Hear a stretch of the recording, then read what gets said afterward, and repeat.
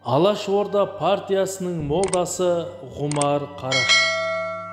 Көрнекті діндар, ақын, ойшыл философ, халқын өнер мен ғылым үйренуге үндеген ағартушы, мұсылмандық жолын жақсы білген, араб, парсы, түрік, татар, башқұрт тілдерін жетік меңгерген ғұлама ахун Ғұмар Қараштың есімі кейінгі ұрпаққа аса жақсы таныс емес. Оның алаш зиялыларының имамы атанғанын біреу білсе, біреу білмес. Осы ол қылықтың орнын толтырмақ ниетпен белгілі дін ғалымының өмірін зерттеп көріп, оқырман қауымға ұсынып отырмыз. Діни білімді жастайынан бойына сіңірген Ғұмар Қараш 1875 жылы Батыс Қазақстан облысы Жәнібек ауданы Құрқұдық мекенінде дүниеге келген. Ғұмар 5 ағайынды екен. Әкесі Қараш 3 баласына да атақты сахабалардың есімін беріп, ұлдарын Оспан, яғни Осман ибн Аффан деген сахабаның атында, Сыдық, яғни Абу Бәкір ас-Сыдық, Омар ибн Хаттаб атапты. Одан өзге Арыстанбек атты ағасы Рақила есімді әпкесі болған. Әкеден 7 жасында жетім қалған Ғұмарды ауқатты ағайындары Жаншы атты молдадан қара тануға береді. Одан кейін мешітке имамдық еткен сол кездегі указной молда өзінің аттасы Ғұмар Жазық ұлының шәкірті болады. Жастайынан зерек, білімге құмар жас, ары қарай оқуын Қашғари молданың мектебінде жалғастырады. Ғұмар Қараш өмірін зерттеуші Мұстафа Исмағұлов одан арғы өмірін былай деп жазады. Екі молдадан алған біліміне қанағат қылмаған зерек Ғұмар одан әрі Исмағұл Қашғари молданың мектебінде білім толықтырады. Ақыры Борсыға таяу Жалпақтал қыстағындағы мешіт ашып молда болады деген Иршат, яғни куәлік алады да өз ауылы Қарақұдыққа молда болып келеді.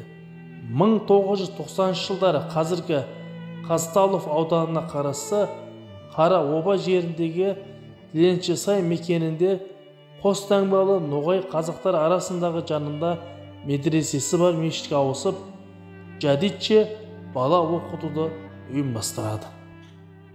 Ғұмар Қараш жай ғана оқып қоймай, дін ілімінің тереңіне бойлай түседі.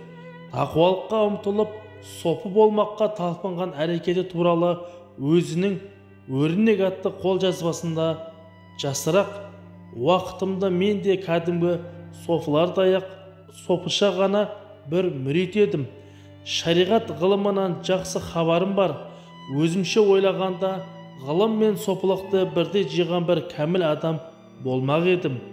Ас су ішпей, қатып семіп, тілімді таңдайға жабыстырып, сол емшек астындағы екі елі шамасындағы қалып деп аталынған бір орынға қарай ышқынып көңілімнен Алла деген сөздерді айтып жүргенде аяғымның ұшына қарап қана жүруші едім. Ол уақыттары көбірек түсімді бейғаз бір халде өңімде де көп ғажайыптарды көрдім. Көрген сайын риязатымды арттырдым. Мұқамнан мұқамға көштім. Ақырында сол шекке жеттім. Барша тәнім зікір айтқандай болып, өзіме сезілетін еді. Күн санап ләззатым, зауқым артты. Бүтін дүниядан баз кештім. Аш жоқ, су жоқ, ұйқы жоқ, күлкі жоқ. Ойлаймын, бұл бос дүниеге алданып не қылам? Ел жұрт ақыл қиялымды тастайын да халық ғаламнан ғизлат етіп дүнияның бір шетіндегі бір ғазиздің қабіріне барып ғибадатқа мәшғүл болайын. Сөйтіп рухани ләззаттармен қанағаттанып ғұмыр кешейін деп бұл ой көңіліме бек беріп орналасты. Ұйқымнан тұрдым да ұстазым Хазіреттен қайтуға қарар бердім.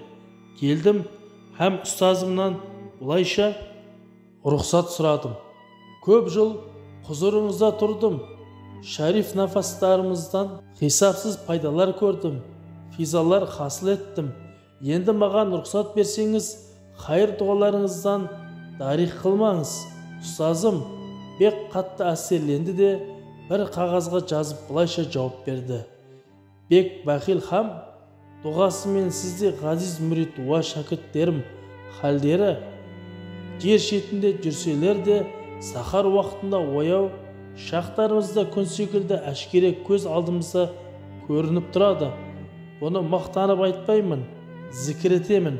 Ұстазымның бұл сөздері маған қатты әсер етті деп сипаттайды.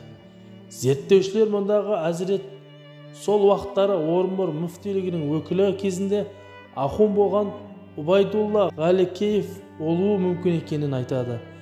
Кейін үлкен ғалымға айналған Ғұмар Қараштың ілім іздеуі осы медреселермен де тоқтап қалған жоқ. Оның ары қарай да білімін жалғастырғаны жөнінде таласты пікір көп. Біреулер Уфадағы медресені бітірген десе, енді біреулер Стамбулдан оқып келгенін айтады. Уфада оқығандығы жөнінде нақты дерек татар ғалымы Ғалымжан Гилманов жинақтап шығарған башқұрт ақыны Шайхзаде Бабичтің таңдамалы өлеңдер жинағында бар.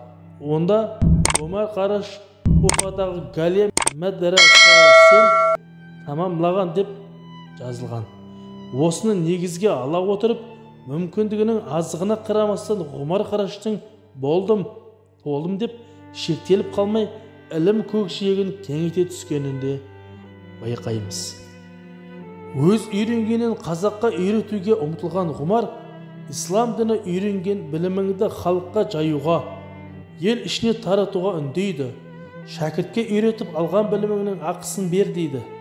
Дініміздегі ең жақсы амалдардың бірі ретінде 1 сағат өмірің қалса, оның жарты сағатында өзің үйреніп, қалғанында біреуге үйреткенің құптарлық іс саналады.